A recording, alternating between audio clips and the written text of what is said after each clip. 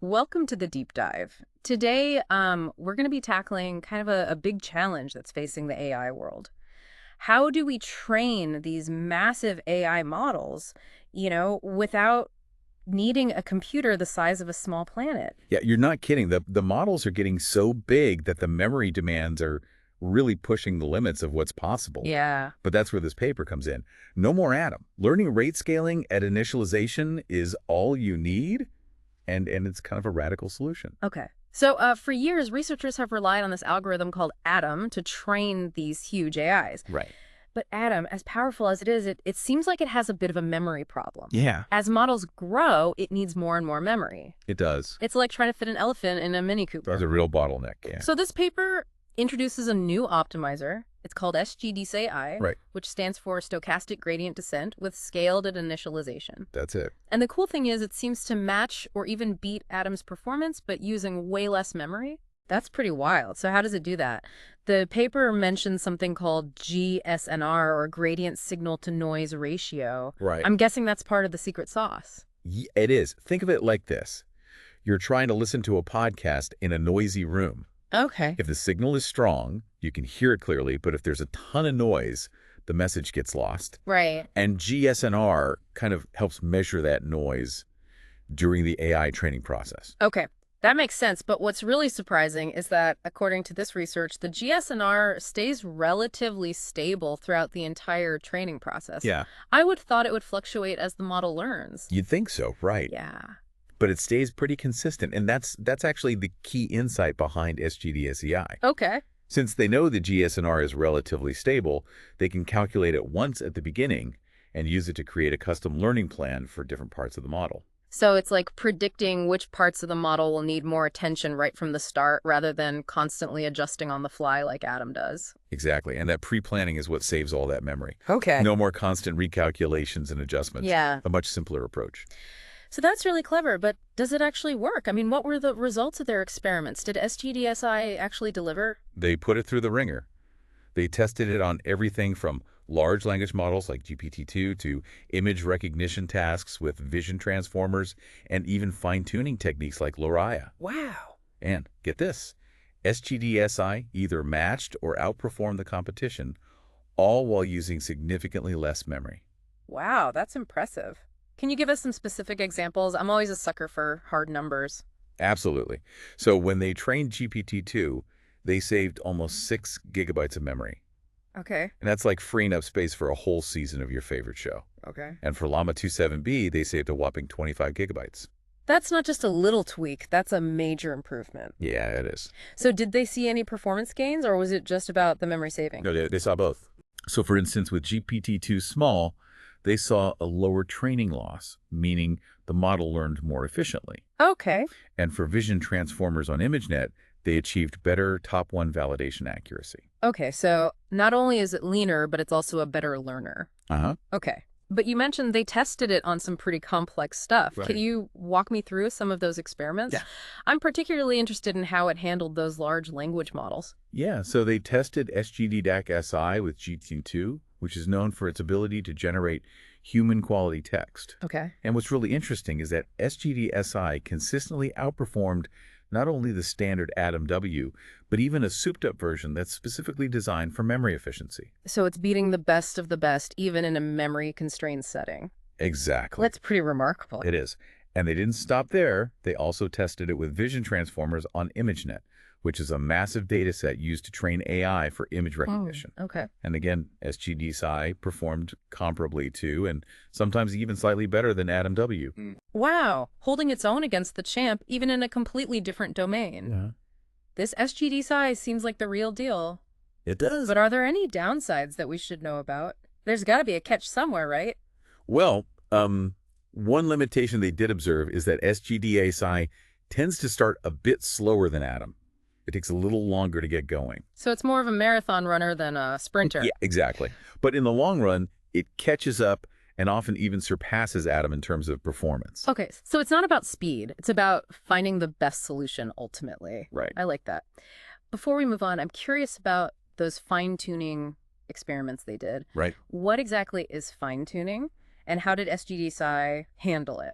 So fine-tuning is all about taking a pre-trained model and adapting it for a specific task without retraining the entire thing from scratch. Okay. It's like taking a master chef and teaching them a new specialty dish Okay. instead of having them go back to culinary school. Okay. And in these experiments, they focus on two specific types of fine-tuning: LoRA for language models Okay. and fine-tuning diffusion models for image generation. I see. So LoRA is for language and diffusion models are for images. Right. Makes sense. What kind of results did they see with LoRA? What were they fine-tuning the models to do? So they focused on natural language generation tasks using the E2E dataset. This dataset tests a model's ability to generate different creative text formats like restaurant reviews or social media posts. Okay. And in these experiments, SGDSI consistently outperformed not only the standard AtomW, but also a specially scaled version designed for LoRa. Okay, so again, beating the best of the best, even in this fine-tuning scenario. Yeah. I'm starting to sense a pattern here. Yeah, you are.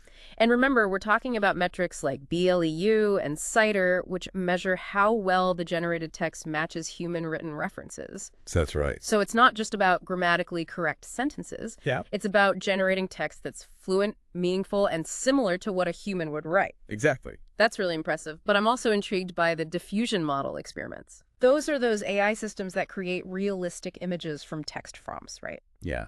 How did SGDSI perform in that visual domain? Right. Again, they used a technique called mix of show to fine-tune a diffusion model to generate images of specific people's faces based on text prompts. So, like typing in a photorealistic image of Albert Einstein and getting a realistic portrait. Exactly. Okay. And what's fascinating is that even without meticulously tuning the learning rate, SGDSI did a better job of capturing those visual concepts compared to the state-of-the-art scaled version of AtomW. It's like SGDSI has a natural artistic eye, so to speak. Yeah. But did they test this new optimizer on anything besides these cutting-edge transformer models? Something a little more, shall we say, classic? Yes, they did. They didn't want to assume it was just a one-trick pony. Right.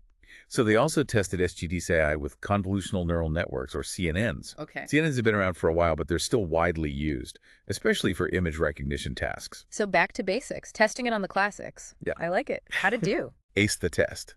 They used ResNet 18, a popular CNN architecture, with a CIFAR-10 dataset, which contains images of everyday objects. Okay.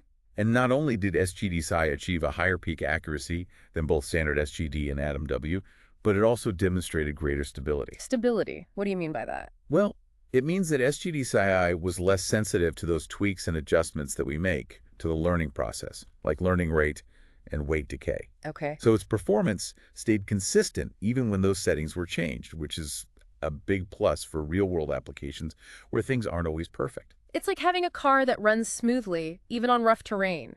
That's a big advantage. It is. So we've seen impressive results with both transformer models and CNNs. Right. Did they do anything else to ensure they weren't just cherry-picking the best results? Yeah, they did. They conducted what's called a grid search, Okay. where they tested SGDSI across a whole range of settings and parameters. Okay. Think of it like casting a wide net to explore lots of different possibilities. So it's not just about hitting those peak performance numbers. It's about consistently delivering reliable results. Precisely. And in these grid searches, SGDSI consistently came out on top, Okay. achieving higher average accuracies and less variation compared to other optimizers. It's the whole package. It is. It sounds almost too good to be true. I know. But I know there are always limitations to any research. What are some of the caveats we should keep in mind? Well, one limitation that the authors themselves acknowledge is that they weren't able to test SGDSI on those truly massive language models like Llama 2. Okay. Those models are so big that they require enormous computational resources, Right. even for a single training run. So we need to see if it can truly scale up to those behemoth models that are pushing the limits of what AI can do. Exactly. And it's not just about the size of the models. Further research is needed to see how HGDSI performs on different types of tasks and data sets. Okay, so put it through its paces in a wider variety of scenarios. Yeah. Makes sense. But despite these limitations, it sounds like this research has really shaken things up in the AI world. Oh, absolutely. Yeah, this is a potential game changer. Yeah. It's showing us that there might be simpler, more efficient ways to train AI models. Yeah. And that has everyone excited. It's a fresh perspective on a challenge that's been holding us back. It's like finding a shortcut through a dense forest. It Yeah. opens up a whole new world of possibilities. Before we wrap up this first part of our deep dive, I'd like to leave our listener with something to ponder. Okay. If SGDSI can achieve such amazing results by simplifying the optimization process, what other areas of AI might benefit from a similar back to basics approach? Are we overcomplicating things? That's a great question to think about. Yeah. Maybe simplicity is the key to unlocking even more powerful and efficient AI. We'll explore that thought further in part two of our deep dive. Sounds good. Welcome back to the deep dive. So before the break, we were on this thought journey. Could this back to basics approach that makes SGD Psi so effective be applied to other areas of AI? What do you think? Well, it's a question a lot of researchers are asking right now. There's definitely a movement in AI towards finding elegant solutions that kind of strip away complexity. And SGDSI seems to be a prime example of that. It makes you wonder if we've been so focused on building these super complex systems that we've kind of overlooked some simpler, more efficient approaches. It's like we've been trying to build a rocket ship when a hot air balloon might have gotten us there just as well. I like that analogy. And this shift towards simplicity could have some pretty big ripple effects. Think about it. If we can make AI models more efficient, using less computing power and memory, it really opens up a world of possibilities for who can develop and use AI. You're talking about democratizing AI, right? Making it accessible to people and organizations that don't have access to these massive data centers and supercomputers. Yeah. Exactly. It could level the playing field, allowing smaller companies, startups, and even individual researchers to contribute to the field. And that could lead to a much more diverse range of ideas and applications for AI. That's an exciting prospect. More voices in the AI conversation can only be a good thing, but there's more to it than just accessibility, right? I remember you mentioned transparency and fairness as well. Yeah, those are key. So transparency means being able to understand how an AI model arrives at its decisions. It's like being able to peek inside the black box and see the gears turning, which is crucial for building trust in AI systems and ensuring that they are used responsibly. It makes sense. If we're going to entrust AI with important decisions, we need to know how it's thinking, not just what it's deciding. But how does simplicity play into this? Well, when models are less complex, it's easier to trace that decision-making process, right? You can identify potential biases or errors more easily. It's like having a clean and organized workshop. You can find what you're looking for, and you're less likely to make mistakes. So it's not just about efficiency, it's also about accountability and ethics. We need to know that the AI we're using is making decisions fairly and without unintended bias. Exactly. And that brings us to fairness. We need to ensure that AI systems don't discriminate against certain groups of people. That's a critical point. AI is being used in so many areas of our lives now, healthcare, finance, education. We need to be sure it's treating everyone fairly and equitably. Right, and simplicity can be a powerful tool in achieving that fairness. When models are less complex, it's easier to identify and mitigate potential biases that might be lurking in the data or the algorithms themselves. It's like having a clear set of rules that everyone understands and can follow. It makes it harder to bend or break those rules without being noticed. I like that. So yes, this back-to-basics approach that's embodied by SGDSI, it isn't just about making AI more powerful, it's about making it more responsible, equitable, and trustworthy.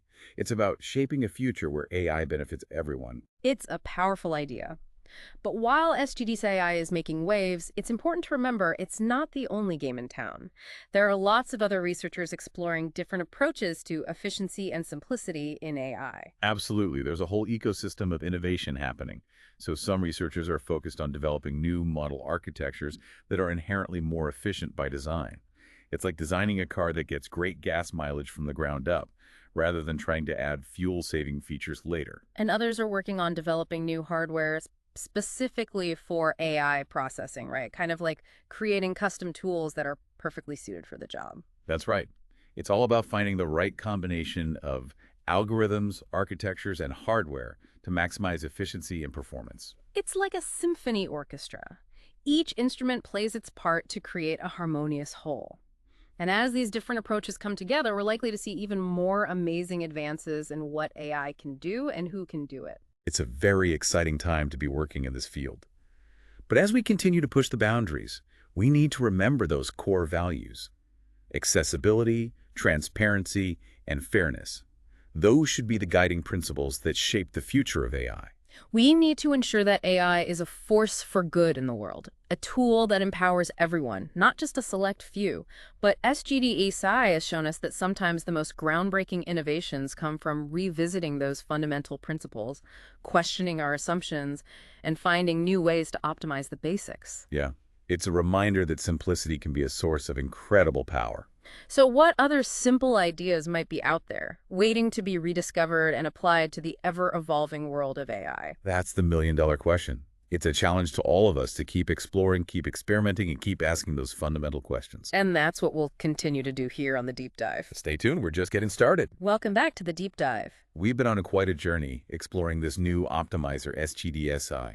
It really has kind of flipped the script on how we think about training these massive AI models. Yeah, and what's fascinating to me is how it seems to be sort of a back-to-the-future moment in AI. You know, you're right. We were just talking about how researchers are embracing this idea of simplicity and efficiency. Right. But this whole idea of scaling the learning rate at initialization, it's not exactly brand new, is it? You've done your homework. It's But true. The roots of this idea go way back to the early days of machine learning when stochastic gradient descent, or SGD, was the king of the hill. SGD, the OG optimizer. What was it about SGD that made it so popular back then? Well, for one thing, it was simple, elegant even. It just updates the model's parameters based on the average gradient from a small batch of data. Okay. Small steps guided by the data. Sounds pretty straightforward. So why did it fall out of favor? What happened? Well, it worked great for simpler models and smaller data sets, but as the AI world got more ambitious, those small steps just weren't enough. Models became more complex, data sets exploded in size, and SGD started to struggle. Yeah. It was like trying to climb Mount Everest in slippers. And that's when Adam swooped in to save the day. Right on cue, Adam was a game changer. Yeah. It brought in these adaptive learning rates and momentum, Okay. allowing it to handle those trickier optimization landscapes much more effectively. Yeah. And suddenly we could train those massive transformer models that are now everywhere. Right. It was a huge leap forward. But as we've been discussing, Adam's Achilles heel is this memory appetite. Yeah. And that's where SGDSI comes in, bringing us back to the elegance of SGD, but with a modern twist.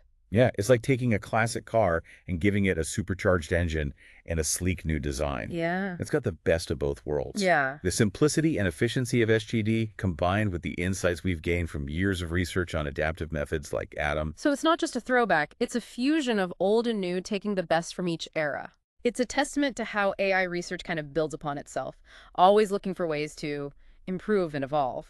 I couldn't agree more. It's a continuous process of exploration, refinement, and rediscovery. Yeah.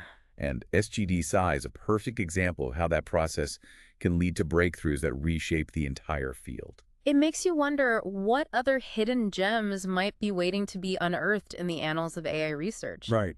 What seemingly forgotten ideas could be brought back to life and revolutionize how we approach this field. That's the beauty of science. It's a never-ending journey of discovery. Yeah. And as we delve deeper into the world of AI, who knows what other surprises await us? I, for one, am excited to find out. Me too. And I hope our listeners are too. I hope so too. This is just the beginning of an incredible journey. And as always, we'll be here on the Deep Dive to guide you through the fascinating, ever-evolving landscape of AI. So until next time, keep exploring, keep questioning, and never stop learning.